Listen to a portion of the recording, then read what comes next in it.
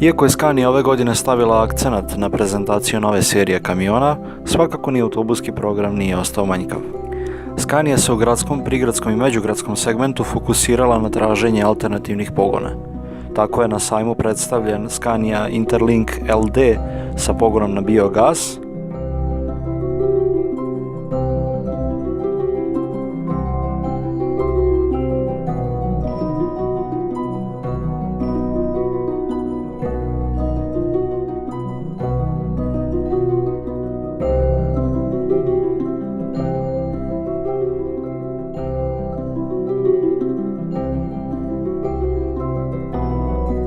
zatim Scania Citywide LE Hybrid,